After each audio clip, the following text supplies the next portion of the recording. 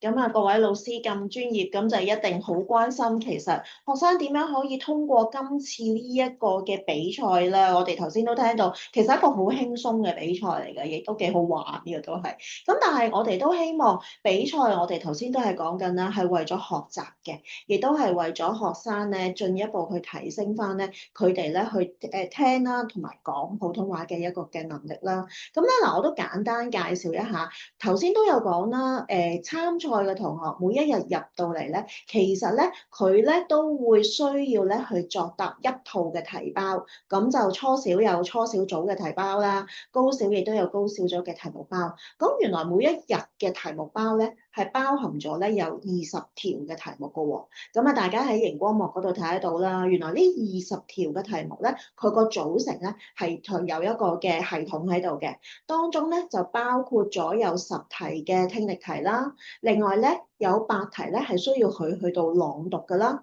另外仲有2條咧就係針對翻港澳地區作為一個粵方言區嘅同學咧，佢哋一般會遇到一啲普通話嘅難點咧，咁咧我哋亦都咧設計咗一啲嘅題目嘅。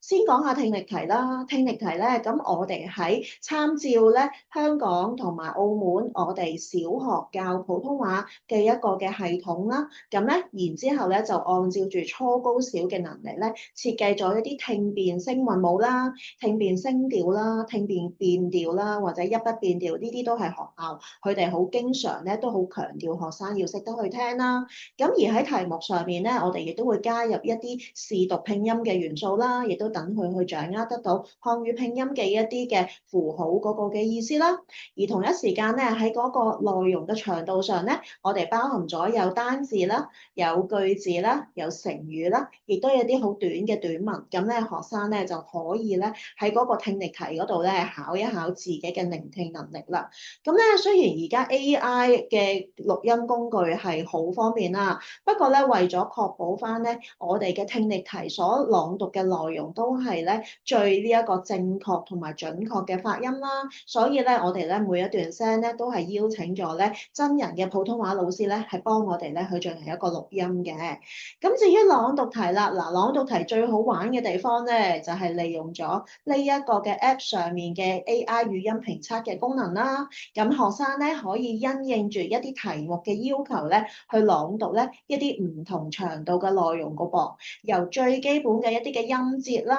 或者一啲嘅字詞啦，以至到咧再深少少嘅，譬如成語啦、生活嘅用語啦，一啲關於中華文化嘅一啲嘅描述啦，而最高嘅難度咧就分別係繞口令同埋古詩啦，所以咧呢兩大類嘅朗讀題咧，佢咧個分數咧都係最高嘅喎。咁咧同學仔咧就記得咧去參加嘅時候，學頭先阿陳瑞依同學講，慢慢讀。讀得準就唔需要咧，要讀得好快脆嘅。雖然佢係翹口令，咁咧另外咧為咗輔助同學啦，咁翹口令同埋古詩咧，我哋咧都會有拼音嘅標示喺度，咁咧就方便同學仔可以咧有一個拼音嘅提示，等方便佢哋咧可以讀得更加準啦。而第三類型嘅判斷題咧，雖然佢個數量唔係咁多，但係咧我哋都好希望咧可以通過一啲嘅相關用語嘅對照啦，等同學仔咧去掌握一下其實規範嘅普通話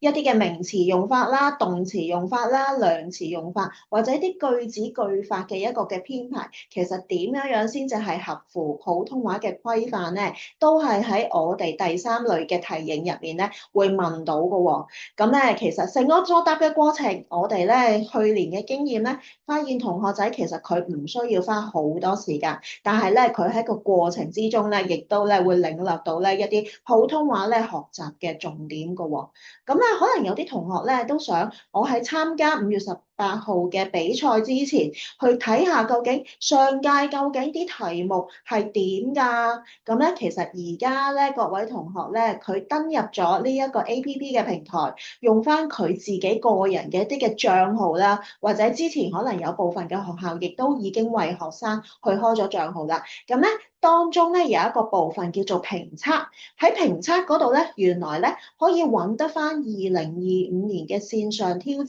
賽嘅題目㗎喎。咁咧佢哋就不妨咧喺嗰個評測嗰度先試下水溫，睇下咧自己作答成點，咁咧就可以咧為今年嘅呢一個比賽咧就做好呢一個嘅準備。